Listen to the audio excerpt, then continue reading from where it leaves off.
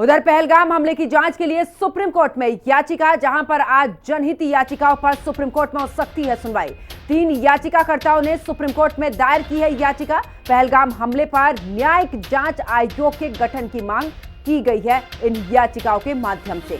तो बड़ी खबर आपको बता रहे, जहां पर पहलगाम हमले पर न्यायिक जांच आयोग के गठन की मांग की गई है। पहलगाम हमले की जांच के लिए सुप्रीम कोर्ट में याचिका, आज जनहित याचिका पर सुप्रीम कोर्ट में हो सकती है सुनवाई। और ऐसे में 3 याचिकाकर्ताओं ने सुप्रीम कोर्ट में दायर की है याचिका।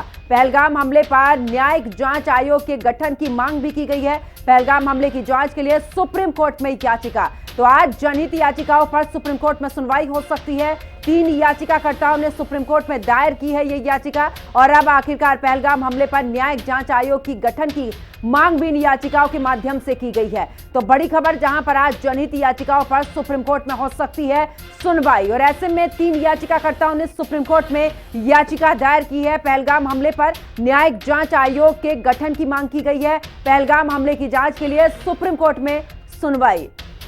और ज्यादा जानकारी के लिए हमारी सहयोगी कंचन अरोड़ा हमारे साथ में जुड़ चुकी हैं। कंचन, अगर बात करें तो देखिए, पहलगाम हमले को लेकर 3 याचिकाएं दायर की गई हैं सुप्रीम कोर्ट में। अब देखना होगा कि आज सुप्रीम कोर्ट में इस पूरे मामले को लेकर सुनवाई होगी।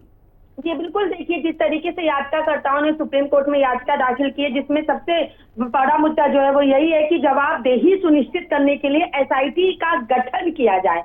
यानी जो पूरा का पूरा ये पहलगाम हमला हुआ है उसमें एसआईटी के गठन की मांग इस याचिका में याचिकाकर्ताओं की तरफ से कही गई है।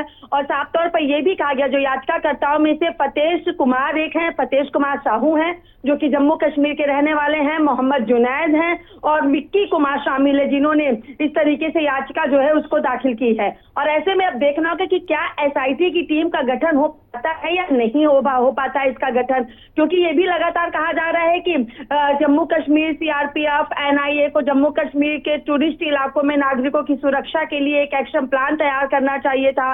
एक्शन प्लान तैयार करने के दिशा निर्देश देने की भी मांग इस याचिकाकर्ता में की गई है।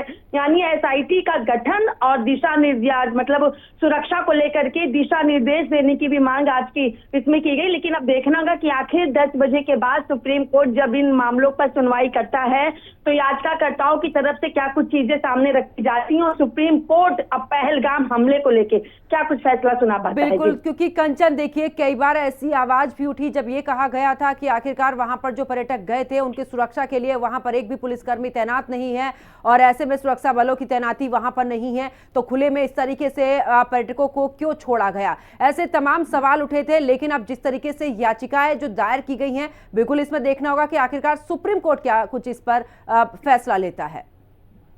जी बिल्कुल बिल्कुल, देखिए जाहिर सी बात है कि सुरक्षा का सवाल तो लगातार विपक्षों ने भी उठाया था और सत्ताधारी सरकार ने भी सुरक्षा की कमी को अपने माना भी था कि वहां पे सुरक्षा के इंतजाम नहीं। तो स्थानीय लोगों ने भी लगातार इसी बात का जिक्र किया था कि सुरक्षा अगर होती, और यहाँ तक कि टूरिस्टों ने, जिनके परिवारों की वहां पे जाने गई, वो टूरिस्ट चश्मदीद ने भी इस बात का जिक्र किया था, और जिसके चलते सर्वदलीय बैठक में इस फैसले पे अमल भी किया गया था। और उसके बाद लगातार सरकार की तरफ से कई बड़े फैसले, कई बड़ी सुरक्षा को लेकर के बैठकें भी की गई हैं। लेकिन एसआईटी टीम का गठन, एसआईटी के द्वारा जांच की मांग को उठाना, एसआईटी के द्वारा ये कहना कि वहां पे जांच के लिए क्या कुछ इंतजाम किए गए थे, किस तरीके से वो चीजें देखने को मिली थी, तो ये अपने आप में एक बड़ी बात है। लेकिन अब ये भी देखना होगा कि आखिर सुप्रीम कोर्ट अपना क्या रुख लेता है, क्योंकि सरकार ने जहां एक्शन लेने शुरू कर दिए हैं, वहीं विपक्षों ने भी समर्थन करना शुरू कर दिया है पहले दिन से ही। तो अब सुप्रीम कोर्ट की दखल अंदाजी के साथ क्या वाकई में इसका पूरी तरीके से स्पष्टीकरण होता है, क्योंकि पाकिस्तान का कहना है कि हमला हमने नहीं कराया है। अगर पाकिस्तान ने हमला नहीं कराया तो आखिर आतंकी हमला हुआ कहां से है,